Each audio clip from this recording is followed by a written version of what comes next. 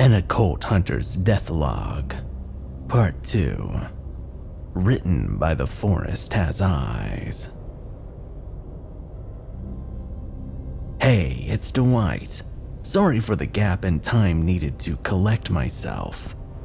Even as I'm recounting what's been going on for the past few years, I'm still running operations myself.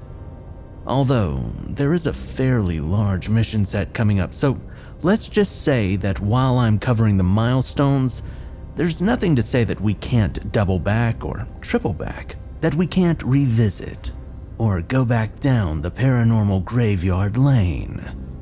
Anyways, shortly after my first situation whiskey, I had managed to acquire quite the reputation amongst the brass at Pt.2 for my capability with minimal support in austere environments. Or that's at least what Montgomery told me. By the time I walked out of my first year in the unit, I had more or less squared up against Par 4 at least once in almost every regional section across the world. The exceptions being Africa and the Pacific, though the latter would change. The last time that I was in the East, I was serving with the flag on my shoulder, and me and my platoon were suffering in 90% humidity in the depths of the Jungle Combat Training Center in Korea, which coincidentally enough is where I'd be going back to. Dossier: Nine-Tailed Fox.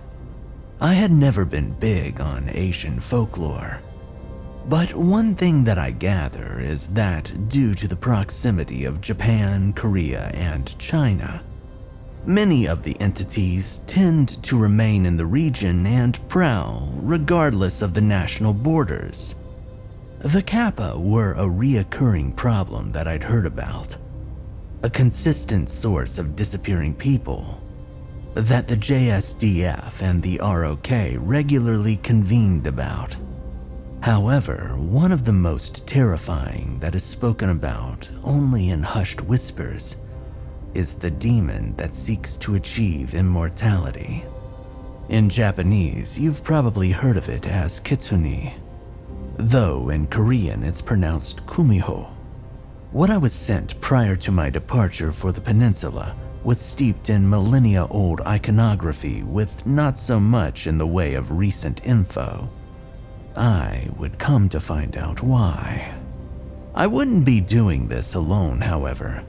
Due to the proximity with the location of the kumiho was the DMZ, the deployment of a larger unit would unnecessarily increase tensions with a DPRK, so Pt.2 had to deploy solo operators. The secondary I would be rolling with would be a man by the name of Jae-hoon Kim, a survival and evasion specialist and a member of South Korea's elite 707th Special Missions Group, a unit shrouded in mystery and black operations, known only for their high-risk operations. His resume was steeped in the protocols of special operations, with evidence of his expertise hidden in the heavily redacted pages of past missions. Somehow, I had supposedly done such an exceptional job that this burnt-out light infantryman was now seen as his equal.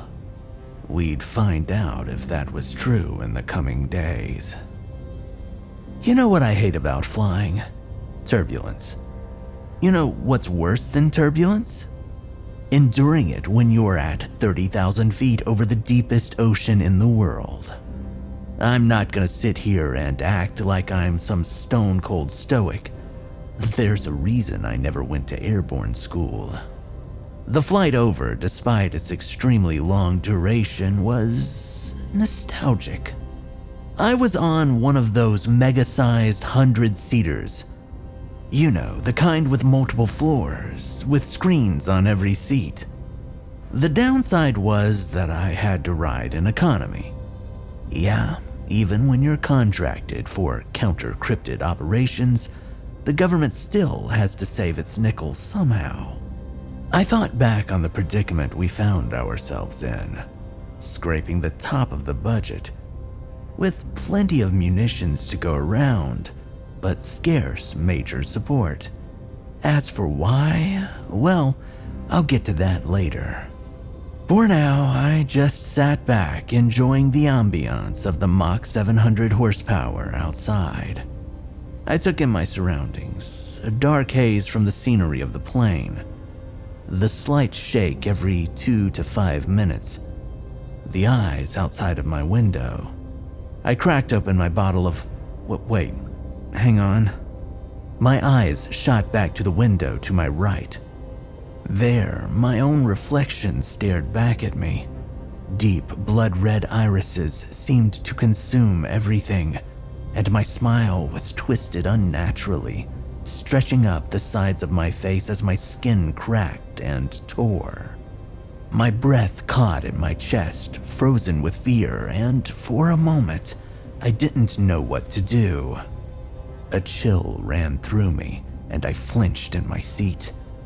And then I woke up.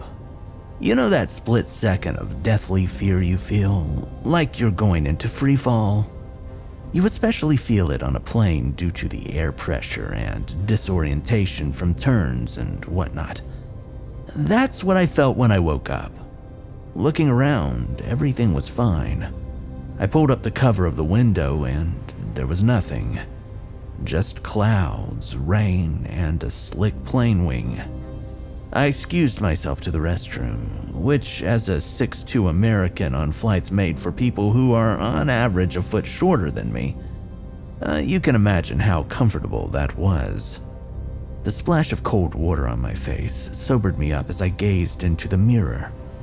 I must have been so stressed out that I burst a blood vessel in my eye.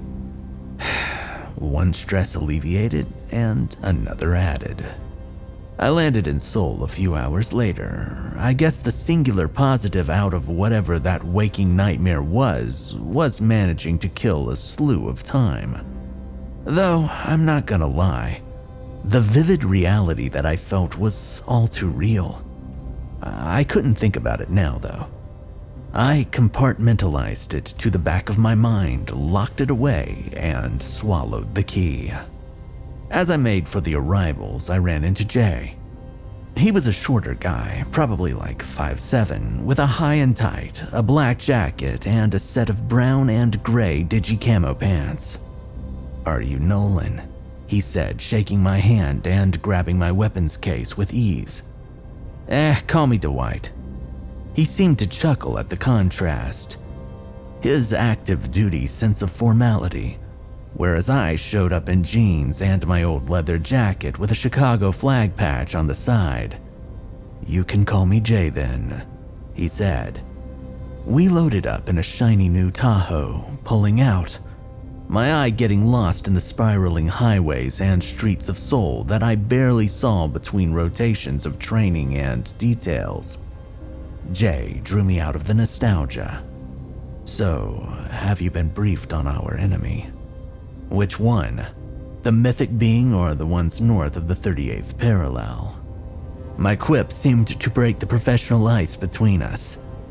Jay handed me a folder and I flipped it open. The first thing to greet me wasn't what I expected. It was some sort of rocky beachhead. The pic centered on a hollow rock that had been split open. "What's this?"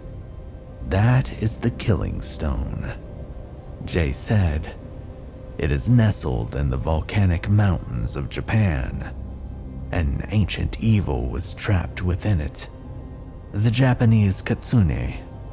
It was placed within an inhospitable place and was sealed for a millennia. It broke open just recently." As he explained this, I raised an eyebrow. Some of you might have heard of this a couple of years back, but I was still confused.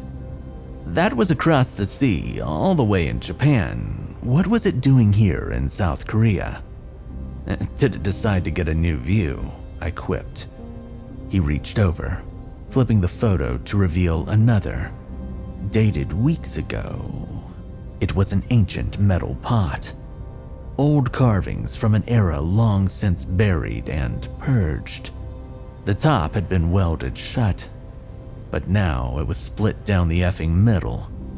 I could see that the near 1-inch thick iron had been cut clean in half. It is not the only one to evade spiritual custody, Jay muttered. Both of them escaped in close proximity. That can't be a coincidence, I said, shaking my head. My mind thought back to Minnesota, to mostly classified operations on the East Coast. Overseas, outside intervention in releasing millennia-old evil was a real and present danger. Jay didn't seem to focus on it too much. Maybe. Seals are old. However, their blessers have long since left us. Whatever the cause does not matter. We have to put it down before she takes more with her. She? I raised an eyebrow. Yes, in the first week we recorded 24 harvested, he said, pulling off the exit towards our destination. I looked at the date of the kumiho's escape. I glanced over at him and asked, "How many as of today?" "Hundreds," he replied.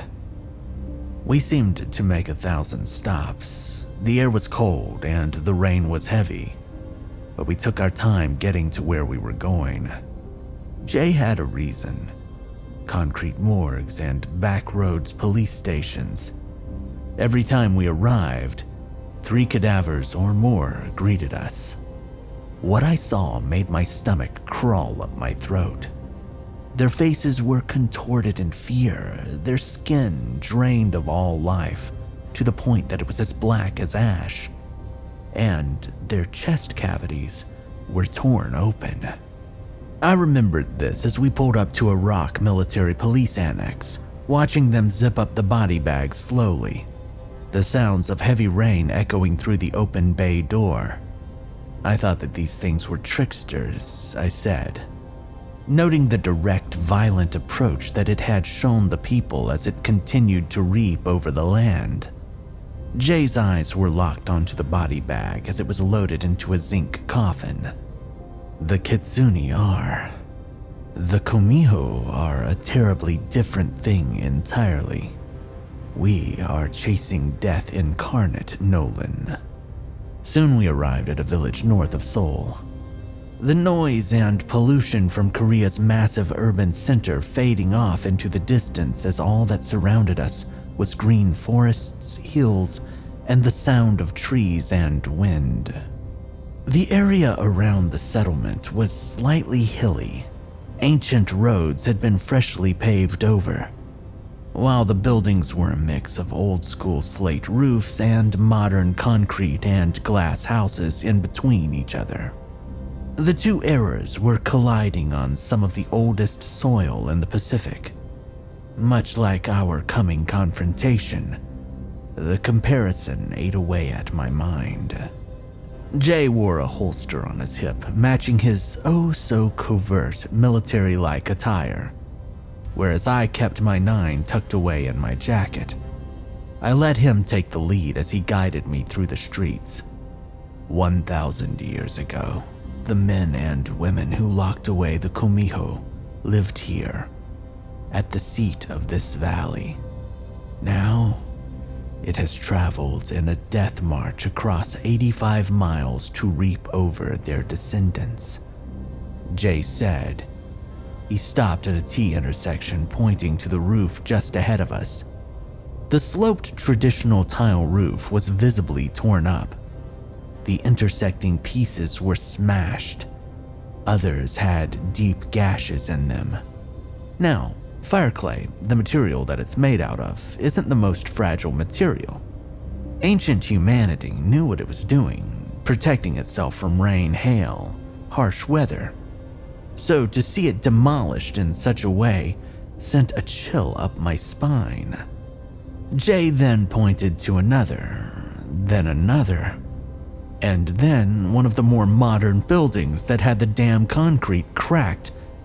Its wire glass windows were completely blurred, impossible to see through due to the cracks. This was enemy territory. I could feel it. All of these people were living on land contested by something almost incomprehensible. So, all those centuries ago, so this is the place? I asked. Yes, it's also my home, Jay said, his voice heavy with the weight of the moment. The gravity of the situation, especially for him, settled in deeply. I glanced over and saw his piercing eyes scanning every inch of soil, as if searching for something lost. We stood there, the last best chance that they had. One creature did all of this, I said. Jay shook his head, staring daggers into my soul. That is not a creature. Its capability is absolute, and it is older than the earliest stone of the planet. He gestured for me to follow as we rounded the sides of one of the houses, and there I saw it. Claw marks, prints, and hand marks that looked somewhere between a horrifying beast and something attempting to imitate a man. They were scorched deep into the clay, tile, and stone of the house, as though an efficient yet ruthless being had scaled it with ease. The earth bleeds the longer it is left to roam, Nolan. Dwight, Jay says, collecting himself. Well, we'll get it done, I told him with all the reassurance that two guys staring down an East Eldritch abomination could have. There was a twinge of a smile. Then, the scream that we heard in the distance shattered any pride we had, freezing our blood in our veins. On me, Jay commanded, his hand on his holster as we bolted. I knew it. I effing knew it. When I said that this was enemy territory, this is exactly what I meant. A sickening vindication for my paranoia churned in my gut as I followed him. The screaming continued. First a woman, as we could hear every centimeter of her diaphragm calling out in terror. Then children crying. We reached the top of the hill and rounded a corner. A group of people were fleeing from the front of a two-story home, where a woman had collapsed into her husband's arms. Jay took the lead, kneeling down as I kept watch. Was it here? If so, we needed to get back to the Vic and lock and effing load. But could it already know? How potent was this thing's foresight? I was overthinking. I scanned the rooftops. I saw people peeking around alleyways, spying on us, or maybe just seeing what was happening. Could it be one of them? The kumiho was said to be able to take the form of anyone, especially prior victims. I stood over Jay and the couple, hand resting on my iron as I gazed around, anxiety permeating my movements as I could feel like I was being stalked. I knew the burning sting all too well, having done this dance more times than I could recollect. It was watching us, wanting to see how we responded. Jay consoled the woman. He shot up to his feet, hand snapping and unholstering his pistol as I instinctively drew mine. "What's the sitch?" I asked, eyeing the building with him. His breathing was heavy as he kept his barrel out and pointed towards the door. "She said it lies within. Her father attempted to save the child in the upstairs room." My eyes snapped to him when he mentioned that there was a kid in there. "And the kid?" I asked. I knew the answer in my gut. I didn't want to, but I had to confirm.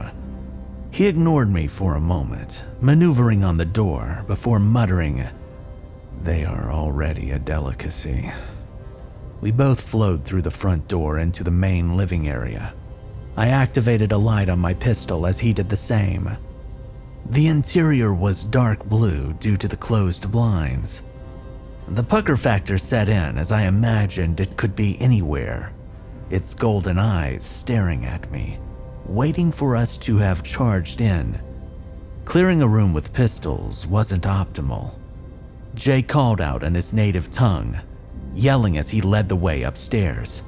I followed. At the top, there was a door to the left and right. We each chose a door.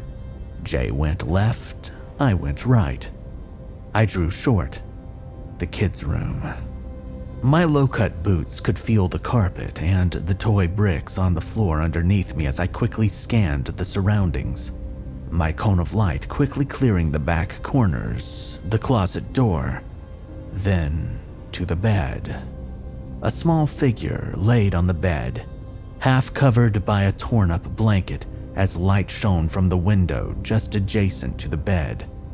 Broken glass covering the area around it, as the slats covering it were either torn off or hanging.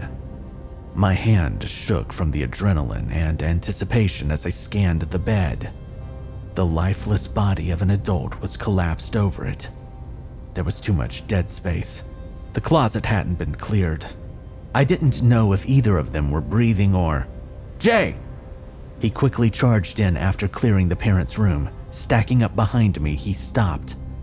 I could hear him stifle a gasp. No, he muttered. My free hand aimed towards the far side of the room. Closet.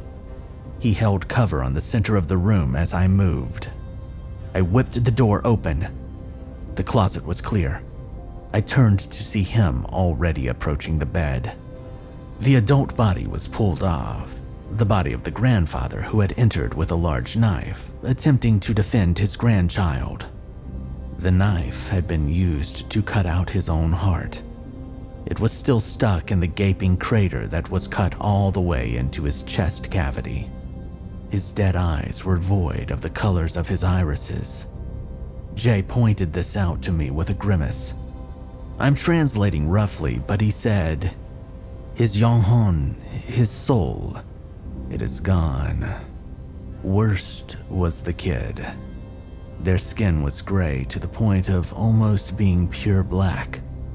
The lines split open as if they were falling apart. Poor boy, his eyes were wide in terror as he looked up. His heart was taken the exact same way. Jay gripped the blanket on the bed, his face twitching out of anger. I shut the kid's eyes, muttering a small prayer as we left. If it was bold enough to do this in broad daylight, well, we unloaded our gear at a nearby house towards the western edge of the town, which I learned was Jay's home. I put this together when we entered with duffel bags and weapon cases, and he dropped all of that to hug two girls that ran up to him. His wife greeted him soon after, as did his grandfather. "This is my friend Dwight," he said. Once we had gotten settled, Jay ensured that we got one of the upstairs rooms to set up Overwatch, as he called it. I unlocked my case and prepared my weapons. An M4 Benelli, a semi-automatic shotgun, the Italian special. My MK-18 rifle was here, along with a set of dual-tube night vision goggles. As I checked my lethal assets, I heard Jay call to me from across the room. "Have you got a family?" he asked. I shook my head. "Nah, never settled down." "You'd make a good dad, you know," he quipped, preparing his own weapon. An SR-16, a new AR M4 style weapon common amongst special operations. He continued his insightful analysis of my burnt-out being. "I can see it in your eyes. You're looking to finally slow down, yet your heart cannot find the place." "Huh, are you sure that's not the caffeine?" I quipped. "I have to warn you though, brother," Jay said, checking his body armor and belt. "The kumiho culls the hearts, and in doing so, the souls of people. It does this to earn immortality. Every life consumed, every memory assimilated, every song ended, is another step." I thought about it as I gazed over at the target package resting on the desk in the room. The photos, the information, the mythology. Then Jay's own words. Hundreds, already consumed. If it hadn't achieved immortality already, then it was going to be an absolute pain in the ass to take down. Well, I said, holding my 12 gauge in my hands, it's a good thing we came backed by superior firepower. Our last moment of respite came when I was invited to dinner with Jay's family at the table. His father sat at the head, both Jay and his wife flanking him as their kids sat with their mom. I was told to sit at the other end as the guest to their home. They served me japchae. Jay's wife told me that it would heal the soul before the confrontation. Honestly, I think I'll be going to Korean grills more often. It hit in a way that I hadn't felt in a small bicentennial. I was drawn from all my Americanized devouring of their food by Jay's father. "You're in the American Army?" he asked. "Was, sir," I said, policing up my respect in a way that had Jay and his wife chuckling. The old man's eyes were that of slick granite, welcoming yet with a wall of stoic confidence behind them. "Once a soldier, always a soldier," Jay said between bites, in a way that had his wife slapping his arm and telling him off for eating while speaking. We finished dinner, and after everyone in the village had settled down for the night, remaining indoors even on the weekend because a pseudo-curfew was in effect, we got to work. I pulled my plate carrier over my jacket, slinging my rifle to my back as I kept my shotgun at the ready. I pulled down my night vision, and the dark shadows of the village became bathed in a white wave of blues and white that illuminated every corner, dispelling every shadow. With the natural moonlight aiding us, we were in business. I stepped out into the darkened streets. The wooden steps creaked with every movement I made as I could hear my boots impact the paving of the roads. The entire area was deserted as I scanned. A piercing feeling of impending contact came over me. "Radio check." I heard Jay's voice come through my radio. My free hand slid off my shotgun and to my push to talk. "This is November 1, loud and clear." Silence returned to my headset as I scanned around. The only audible sound was my gear rubbing against my jacket and the rocks underneath my boots. Even the small river that ran nearby got more silent. All of the crickets, the birds that had been here an hour prior, they were all gone. "I am in place," Jay said, taking an overwatch position on the top floor of his house. I swallowed hard as I continued to scan my surroundings, sticking to the walls of buildings as I prowled through the darkness. "It's too silent out here," I muttered into the comms. A moment passed before he whispered, "Then it is here. Prepare yourself." Suddenly, a loud snap and crash occurred in the distance, causing me to pivot 145 degrees towards the southeast. I quickly took off, the muzzle of my shotgun leading the way as I navigated the tight corridors and walkways between roads and buildings. I think I saw it. You'll be coming right up on it," I heard Jay's message through the static. The crunch of gravel under my boots only grew louder as I rounded a corner, only to see nothing. There was a slight shake of a large roof tile as it rocked on the ground, surrounded by fragments of clay. I scanned the area, then up and around. "November 1. My breathing was heavy as I looked around. "Nothing. I got nothing. You got anything?" "Negative." Silence followed. My blood ran cold. "You there?" I asked back. I spun around. The dark trees surrounding the town seemed to be more impermeable than usual. My night vision couldn't pierce it. I backed up just a small bit. The sting of being observed followed. I looked around. Then, a gut feeling caused me to spin around. At the peak of one of the rooftops, I saw a set of piercing yellow eyes that scanned down at me, sizing me up. My jaw clenched and I aimed my weapon. The sound of a wrenching scream from someone directly to my 9 o'clock drew my focus. Nothing. I scanned back.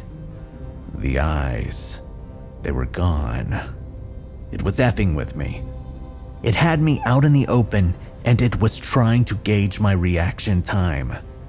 Knowing that it was inevitable that I would engage, I switched to my rifle, slinging my 12 gauge back, not trying to deconstruct any houses or anyone who might be with them. Almost immediately, I heard the crunching of tile ahead as I took aim. The laser mounted on my rifle allowing me to aim under night vision. It was heading towards the center of the village. I kept pace. The silhouette darted across rooftops at speeds unimaginable. Barely a flash or a blink. All the while, I tried to take aim. Nothing. I rounded a corner back onto the main road. My barrel immediately dropped as I came face to face with a kid. My boots scraping as I stopped, holding out a hand. Easy, easy, I tried to calm them. I didn't know Korean, and Jay was currently unreachable. You need to get back indoors. I pointed to the houses around, my eyes still scanning. I should have known that something was up when the kid didn't even flinch at the sight of a fully armed American with multiple weapons. I spun around, rifle aimed, then I looked back. Kid, you need to... The smile on that thing's face stretched to a point where the flesh should have torn. Eyes wide and piercing into my soul.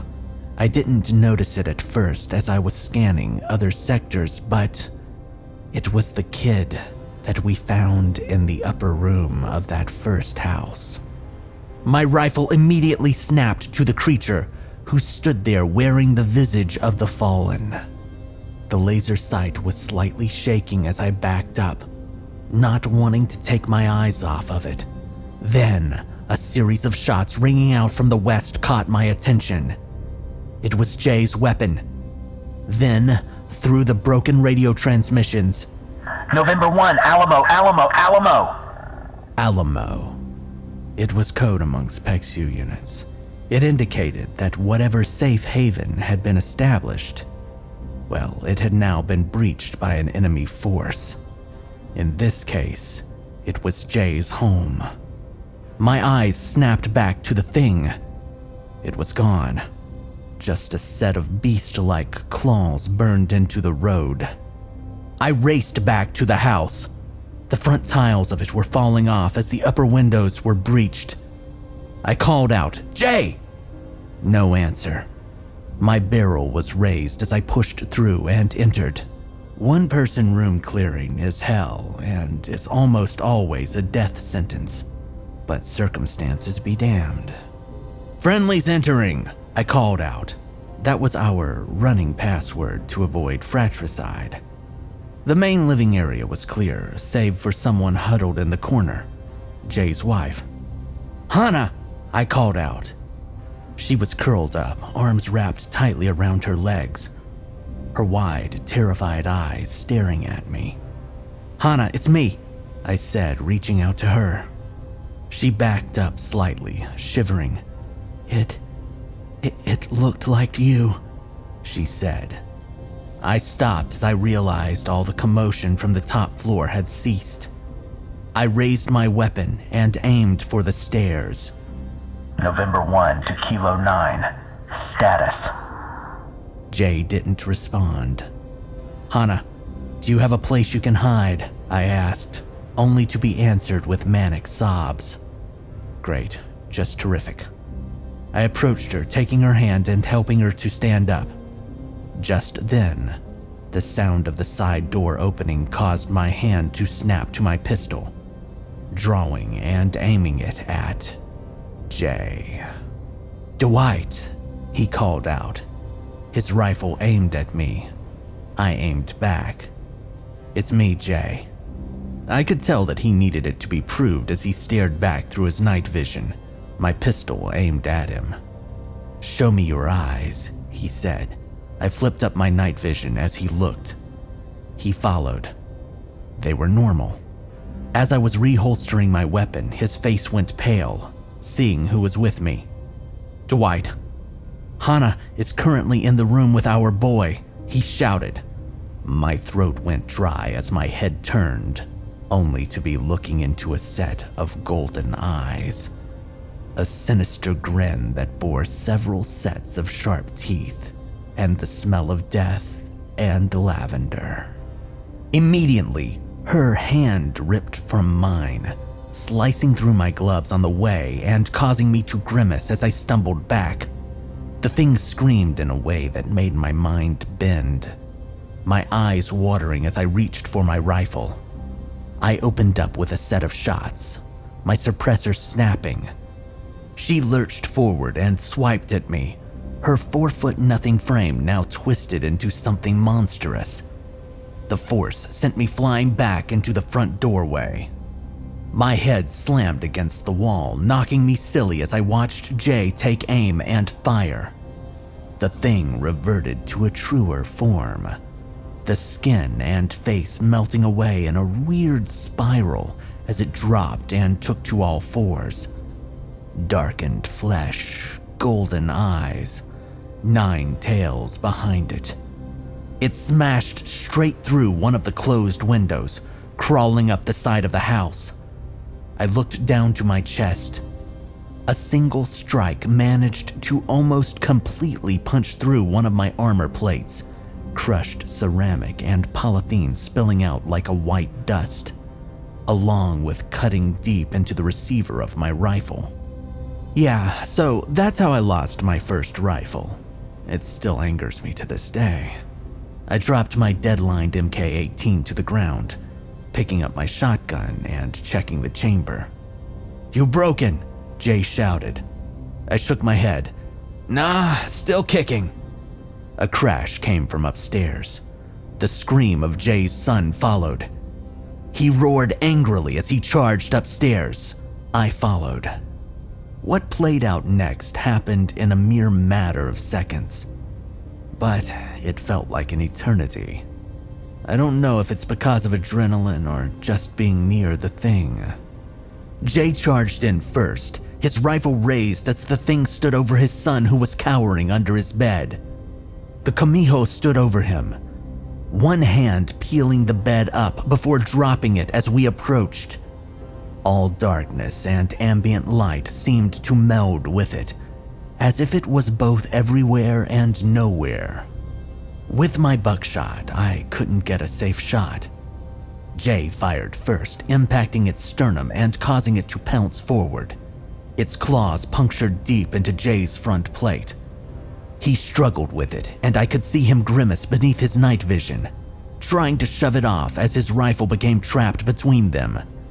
I had to act. I pressed my muzzle directly against its hairy and mangled skull, and I pulled the trigger. A small shockwave of the contained discharge and buckshot impacted the corroded flesh. It sent silver blood flying out as its screech caused me to feel nauseous. With a swipe of its right hand, it ripped one of the tubes off of my night vision. Then it slashed the right side of my face.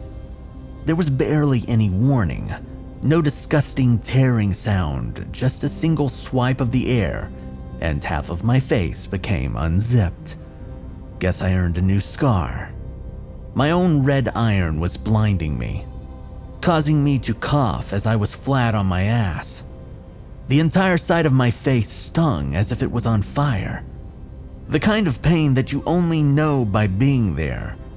Not gonna lie, I don't wish that on most. Some, but not most. Even as the impact sent me stumbling backwards, I slammed back on the trigger, pumping it full of buckshot, the shots causing it to let go of Jay, who fell back onto a dresser. My glove became drenched as I tried to clear my eyes. I caught a glimpse of what was next. From the shadows, a silver knife impacted the back of the kumiho.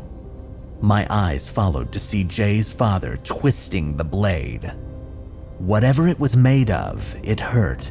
It hurt bad, and it caused the area around it to start hissing with steam and fire.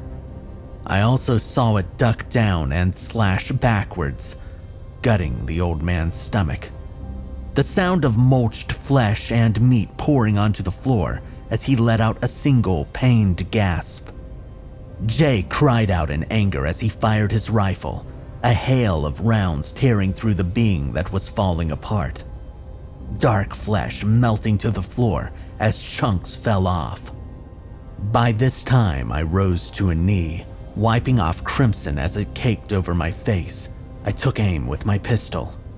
A light show of flashes both in IR through my still working tube and in the darkness from my other eye. Snaps of 9mm were joined by 5.56 as we slowly cut it down, and soon enough, its golden eyes stared into my soul as it melted into a pile of mess and evil, eating through the floor. The adrenaline dump quickly left us as the wet cold from the outside chilled both of us to the bone. I let out a shaky grunt as I viewed the remains of the creature. So much for immortality. Hana ran up the stairs, scooping up her son and clutching him tightly as she sobbed into his hair. Jay followed close behind. I stumbled towards the old man, flipping up my beat-to-hell nods as our eyes locked. There was a strange chuckle in the man's voice. Seeing my face torn open to the point where I'm definitely sure I could feel windage through my cheek, and the state that he was in, I couldn't hide the look in my eyes, staring at his pulverized belly. He knew it. With a shaky nod of the man's head, he gripped my hand, and I held his, staying with him until it fell from mine. Jay walked over. I heard him draw in a shaky breath. I stood up, and together we stared at the hissing crater in the floor where the kumiho had been. A millennia of violence and torment ended at the end of the barrel of human determination. Jay, I asked, shakingly getting to my feet. Call it in, he muttered. I looked to him. Your mission, your home. I wasn't going to take that from him. Not after everything he's given and lost. I slowly closed the old man's eyes as I heard Jay through my damaged pelters. Maine, this is Kilo 9. Op 4 Actual is down. Preparing for proof of Echo X-ray. I remained in South Korea for the funeral service, shortly after getting my face patched up. The loss of their grandfather weighed heavily on Jay's family, but with the kumiho put down, it meant that they and their people could move on. Pt.2 estimates that nearly 500 succumbed to its wave of death, and that's just the confirmed ones. There are those that went missing alone on trails, in rivers, of whom the local police just wrote off.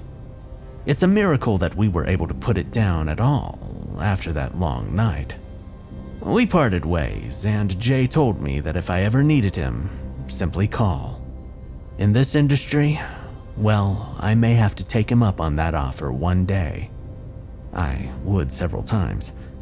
I remember the phone call from Montgomery not long after that. I got a few weeks off to heal up from my injuries. You know what they don't tell you about facial injuries like that?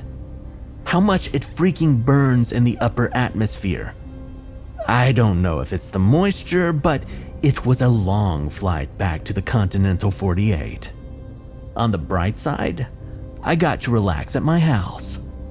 Like I said, I bought it shortly after my departure from the company that I used to work at. My prior encounters before Pt.2 left me a little more than paranoid of the deep woods, and with my previous employers looking to catch me off guard, I knew that I needed a place of quiet, open isolation. And I got it, with a few caveats. The house itself was a 2-floor ranch house that came with a large plot of land near the Rockies. Simple, quaint, no one for a few dozen miles. The first weird sign was the fact that it had a foundation underneath it that was nearly as large as the area of the structure above it. That and the fact that there was nothing on this place. No hauntings, no killings, no murders, nothing at all. Like it just dropped out of nowhere. Despite my better judgment, or lack thereof, I took it. I used a variety of tools to renovate and fortify it, and a small arsenal to guard it. Some days were peaceful, other days not so much. The day I got back, I remember pulling up to my front porch in my SUV. There was this strange gray thing on my front steps. I kept my hand death-gripped on my 9 as I exited the vehicle and approached. For safety or otherwise, a large amount of my property was lined with bear traps. Here's a hint: they're not for bears. So, when I strolled up and saw all of them, and I mean all of them, all 12 were bent and warped together in a fashion that was physically impossible, with no weld marks and beyond what any tool could do.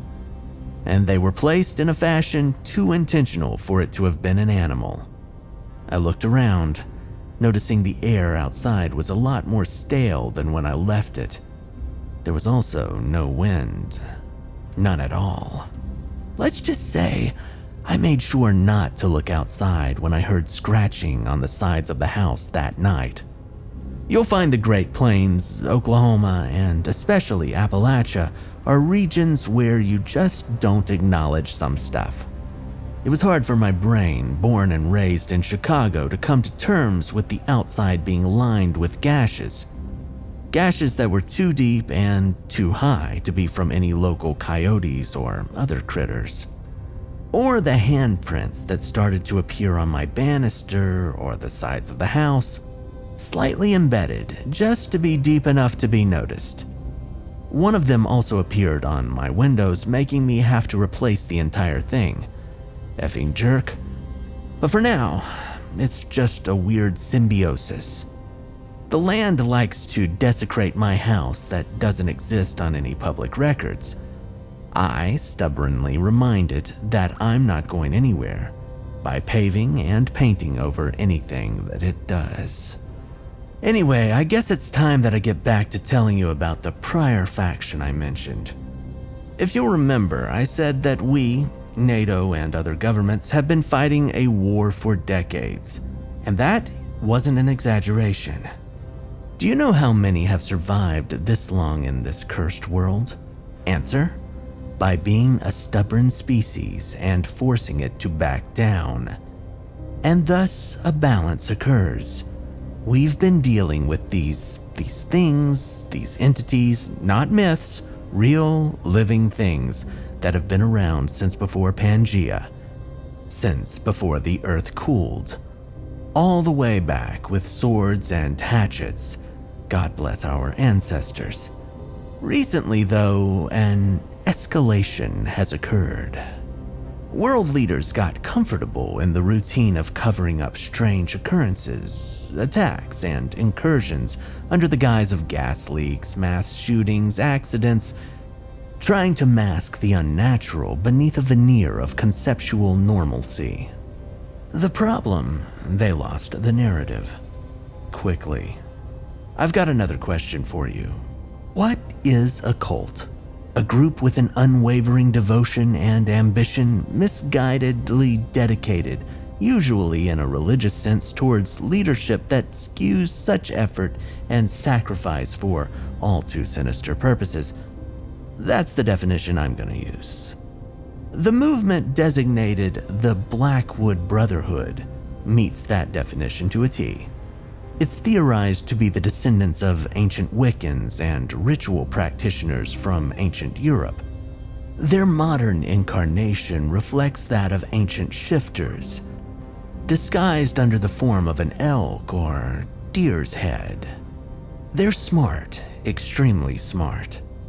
When the powers that be decided to blame everything on natural disasters, well, they tripled down and festered distrust. If all these accidents keep happening, who's to blame? The government that promised to protect you? Federal entities couldn't just walk it back and say that it was an occult outbreak in Louisiana or a skin peeler in Navajo territory, could they? Answer: no. Every cult has their public face. The New Advent is that answer. Originally, they were a humanitarian movement funded by rich backers who could not be traced. They offered refuge to all of those who had been affected, whose loved ones went missing by the hundreds of thousands every year.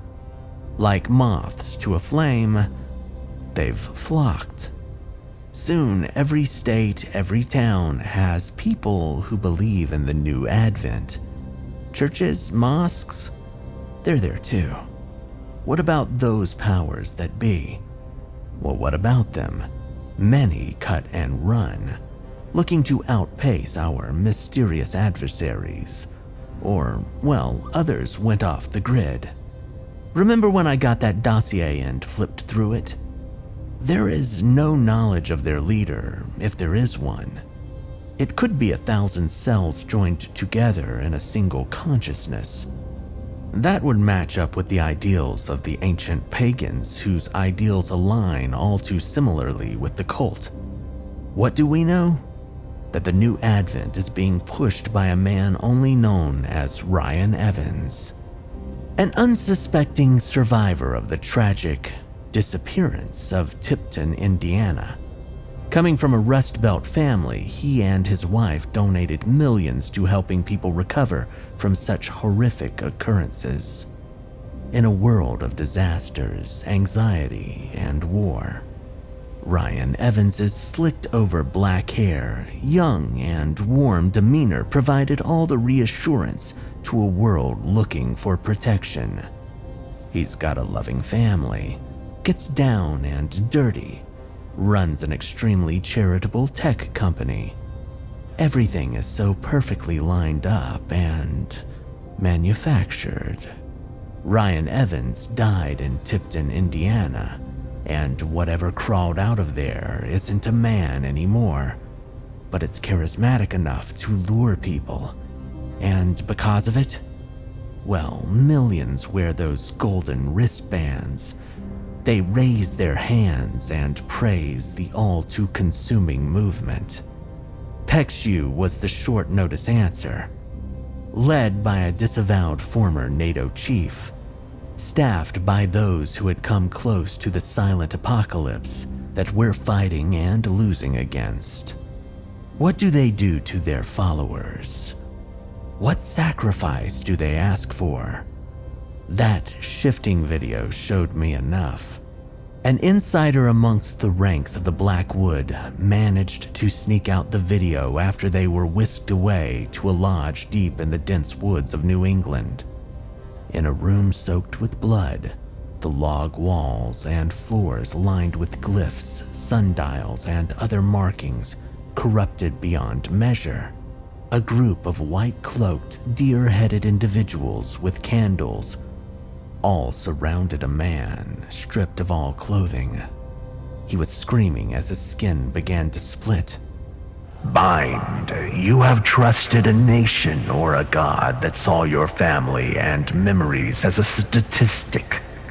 Bind, you have sat in the dark wondering why your potential was wasted. Bind, do you hear the call of the shadows and wonder if they are correct? Bind, they are correct. Bind, they want what's best for you. Bind, open the door. Bind. All of them screamed like sociopaths as the man screamed, pounding the floor as his body bled, skin peeled back to... I don't know what I saw, but whatever crawled out of him wasn't a man. The sender of the video disappeared shortly after it was leaked, and despite it, Not a single person believed it. Except for Pexu, of course. That is what we're fighting against. Anyways, that's probably enough for today. I'm hearing something outside. I'm gonna go take care of it. I'll be back soon with another update. Until then, stay safe.